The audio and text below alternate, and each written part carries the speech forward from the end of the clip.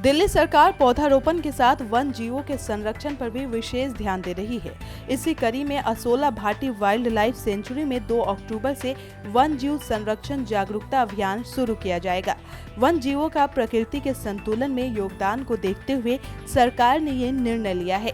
One विभाग के उच्चाधिकारियों के साथ समीक्षा बैठक के बाद पर्यावरण मंत्री गोपाल राय ने बताया कि मैदानी राज्य के मापदंड के हिसाब से दिल्ली ने 20% के ग्रीन बेल्ट के लक्ष्य को हासिल कर लिया है। महाराष्ट्र के लातूर में मंगलवार को तेज बारिश हुई। इससे यहां निचले इलाकों और नदी के किनारे बसे गांवों में पानी भर गया। इसके बाद लोगों को बचाने के लिए एनडीआरएफ की टीम, हेलीकॉप्टर और नावों को लगाना पड़ा।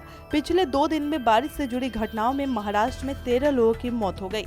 वहीं एनडीआरएफ ने राज्य में 560 लोगों का रेस्क्यू किया। दिल्ली प्रदूषण नियंत्रण समिति ने राजधानी दिल्ली में अगले साल 1 जनवरी 2022 तक सभी प्रकार के पटाखों को फोड़ने और बेचने पर पूर्ण प्रतिबंध लगाया है। ये निर्णय वायु प्रदूषण में वृद्धि को रोकने के लिए लिया गया है।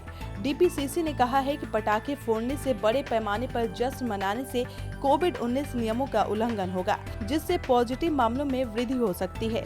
वहीं पटाखों को फोड़ने से न केवल वायु प्रदूषण में वृद्धि होगी, बल्कि लोगों के लिए गंभीर स्वास्थ्य समस्याएं भी पैदा होगी। मध्य प्रदेश के मुख्यमंत्री शिवराज सिंह चौहान ने संकल्प लिया है कि वो हर रोज एक पौधा जरूर लगाएंगे और वो अपने इस संकल्प को पूरा भी कर रहे हैं। इसी कड़ी में आज उन्होंने अपने निवास परिसर में आंवले का पौधा रोपा। इस दौरान उन्होंने कहा कि वृक्ष प्रकृति के प्राण है और यही हमारे प्राणों के रक्षक भी। प्रकृति और मनुष्य के जीवन रक्षक इन वृक्षों की रक्षा का हम सब भी प्रण ले, पौधारोपण करें और इनकी देखभाल भी। यह धरती हरी भरी और समृद्ध तथा मानव सुखी होगा। तमिलनाडु सरकार को राज्य में वन क्षेत्र बढ़ाने के लिए केंद्र से धन मिलेगा। केंद्रीय पर्यावरण और वन मंत्रालय के सूत्रों ने IANS को बताया कि राज्य सरकार ने केंद्र सरकार को एक ज्ञापन सौंपकर राज्य के वन क्षेत्रों को बढ़ाने के लिए समर्थन मांगा है।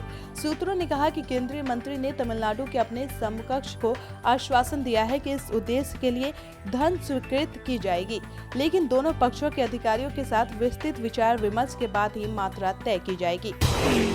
जलवायु परिवर्तन का असर दुनिया भर में समय समय पर देखने को मिलता रहता है। भविष्य में इसके और भी ज्यादा दुष्परिणाम देखने की चेतावनी जारी की जा चुकी है।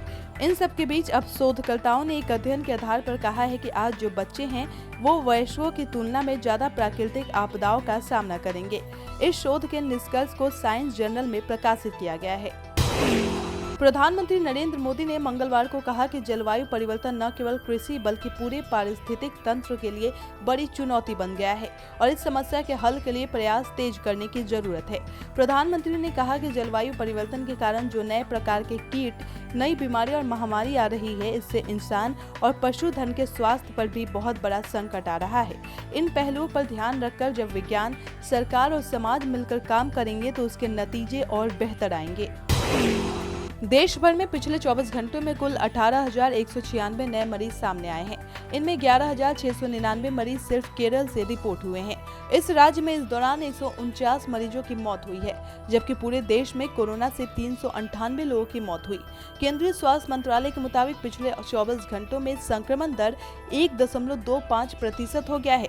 पिछले 30 दिनों से रोजाना संक्रमण दर 3% से नीचे दर्ज किया जा रहा है। देश में अब तक कोरोना के कुल 3,37 लाख से ज्यादा मामले सामने आ चुके हैं। सक्रिय मरीजों की संख्या 2,82,520 हो गई है। केंद्रीय उपोष बागवानी संस्था के निदेशक डॉक्टर शैलेंद्र राजन का कहना है कि जलवायु परिवर्तन की वजह से फलों की फसलों में फूल आने का समय प्रभावित हुआ है। इसलिए पिछले 1 साल से किसानों को पिछले सर्दियों में अमरूद की अच्छी फसल नहीं मिल पा रही है।